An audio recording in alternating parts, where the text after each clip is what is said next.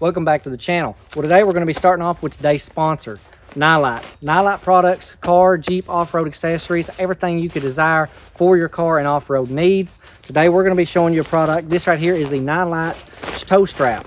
It has a 31,000 brake limit and a 10,000 pound tow limit. Now this right here is what I've been using. You'll see that it's dirty. That's because I have fully tested this thing out. One other real nice thing about this Nylite strap is that it's 20 foot long by 3 inches, so it's going to be really durable and really long, and it's going to be a ways away from the car, so if it starts to roll forward, I got time to get out and run around and catch it.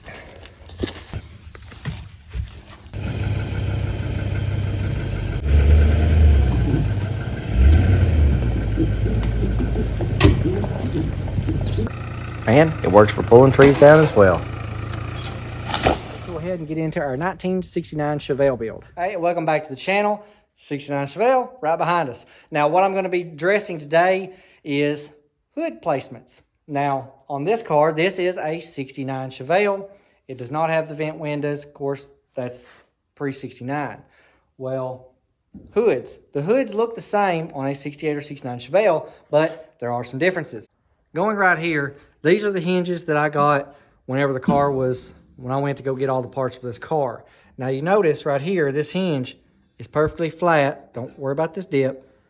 All the way aligned here. Perfectly flat. You look down it, straight hinge. Well, this is one good way of telling if a 68 or 69 hinge. As you can see, on a 69, the hinge is longer and it bevels out right here at the back. Unlike the 68 that is straight. A 69 hinge will be around 14 inches from hole to hole and roughly 12 from hole to hole on a 68. So what we had to do, here is the hood that was on the car. This is a 68 hood. Now, as you can see, right here, 68 hood, it's straight all the way down. There is no indentation here. Now let's go look at a 69 hood. Boom, right here. This right here is beveled up. Where the 68 hood, this is completely flat. So the hinge has a dimple that comes out, over, and then in for this right here for a 69. 69 hoods will not bolt to a 68 unless you use 69 hinges, and vice versa. 68 hood on a 69, you better get 68 hinges. We're going to be sticking a 68 hood on here just so that I can get my gaps right on these front fenders. And I've been working on the fenders on this car, so trying to get this gap right here right. It's pretty much as close as it's going to get for the moment. I've still got to align the bottom, pull it out a little bit more, and work on the other side. All my inner fender bolts, if you can see them, all the inner fender bolts are in. So now I'm going to go ahead, probably call Dad, get him back over here, and get that 68 hood. We're going to get it on this car. When Dad come over, we put the supposedly 69 hood on. Well, this is a 68 hood, like I said, 68 hood, 68 hinges. Well, this hood, when shutting it, of course, these hinges are pretty crap.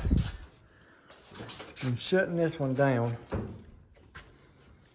You can see the hinges is holding the hood up, but you can see the gap on this side, the gap on that side, all the way down. It looks good. Of course, gap up here, the gap is the same. The gap is the same all the way down. So I know my front end is within square, but this is not the hood we're going to put on this car. This is an old hood. It's got rot in the front. So we will be putting that 69 hood on. I went ahead and ordered some 69 hinges. And here it is. These hinges right here come from I-5 Classic Chevy, located in Murfreesboro, Tennessee. And you'll notice, unlike being straight, you have this little dip in the back. That's to accommodate the 69 hood where it's dipped, where this hood right here is flat. So pick those up. They were just a little over 50, 51, something odd like that a piece. Here's your number, 69. Left side, I have left side and right side. So right there in Murfreesboro, you can pick those up. Also picked up a set of these right here, the cowl vents, which will be going in the cowl right up here. These right here are a lot sturdier than the OEM, a lot stiffer, a lot harder. So them right there go in there. for the cowling to keep any leaves or anything from getting down in it, which you can't see, got taped up. But these hood hinges will be perfect for our hood in there. Let's go ahead and sit them in place. Okay, so now we're going to go ahead and get this hood on. This hood fit the car before it came to the shop. We know it fit the car. The hinges, we got all that squared out. So now that we got the I-5 Chevy from Murfreesboro sent us those 1969 hinges, we're going to go ahead, get this crap hood off, get those crap hinges off, and we're going to put these new hinges on, and let's test fit that brand new hood. Now, one thing to note about that hood, this hood right here is really close on our gaps. Now, I don't want to change the fender gap line up with the doors, so I thought, okay, let's go ahead and check the gap on that hood. This hood right here is a factory 68 Chevelle hood. The hood that's in there, which is from, I believe it was AMD, that hood is a 1/4 inch shorter or narrower from this side to that side. So thankfully it is narrower because that's going to make our gaps exactly the way we want it to go when we have it sitting on this car. So let's go ahead and put the hood on. Okay, and just like that, now the hood is on the car. Now I'll go ahead and show you the fitment that we're having with the front. It's fitting really well. Of course, this hood being narrower, we got a better gap. And all we got to do left to do on the front end, we got to push it over just a little bit to get that lined up with the front. Everything's squared in, so let's show you that. Okay, the springs aren't on the hood. That's going to cause the hood to come up a lot in the rear, so we're going to have to router that adjustment out so we can get more adjustment on our hood. Looking here, you see it's close in the back. It starts to get a little wider up here. And on this side, touching here, wider there. So we're just going to get this right here, push the front end over. Now, quick tip. Best way to get the spring off of a hinge that's already, that's already on the old hinges here. Just go ahead, hook you a strap to the top one, a strap to the bottom one, and as you jack it up, you're going to jack the spring right off. So there you have it. Simple way to get the spring so that you can go ahead and put that on the new ones. Now we have the painted hood back on the car. It is 69 correct hinges here. This side just needs to go down about a 1/16 of an inch. This side needs to go down about 3/4 of an inch. And then I will loosen up the core support down there and I'll push it over just a hair. I may be able to get it out with right here my fender just by loosening it up the top of the fender.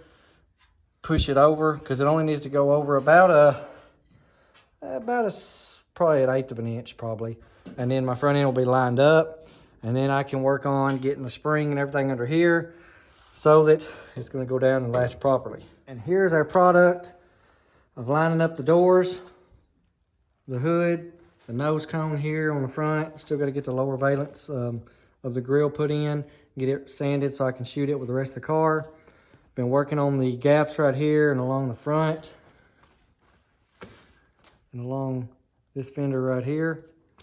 Been sanding the fenders back down. Working on the inner fender here, trying to stretch this area over with a rubber mallet to contour to the fender better.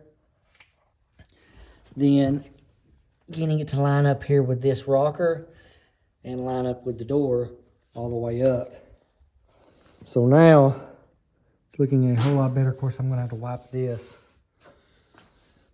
Looking a whole lot better all the way down there. While I was working on getting all the hood and the fenders lined up, my wife got in here. She didn't sand the top, but she sanded every bit of the epoxy down. Looks like there's a bunch of ripples in the body, but all that right there is just from the sanding, light and dull spots. But she got in here, she got it all sanded other than the roof. That's where it is. Now we have the sealer on there. This is the epoxy. There is some damage here that I got to work out, but I've epoxied the fender so that, of course, the rust, no rust will come through on the bare metal. And I've put a light up. One good thing about having it a little shiny, you can really look down it to see if there's any issues in the body panels, and you can take note of it when you go to do your body work. Now there is all the way down this fender here that I've got to do some work on, but that's just part of it that I had to do to beat the crap out of to get that line right there to work right. So still a lot to do, but I ain't got to worry about the fenders rusting now. So that's going to be pretty much it for the video. Okay, so that's it for the video. Got the car right over here. We got the epoxy on the fenders now. Everything looks good. It's all lined up. So now I'm going to go ahead and let this thing sit up here and cure in before I sand it down and start doing my body work. But that's going to be it. I'm going to give a shout out to Nightlight. Go ahead and go to their website. Check them out. Their strap is excellent. Also, the car cover that we reviewed going on the QX60 Red Sport. But go ahead and check that out. Check out some of my other videos, and I'll catch you on the next one.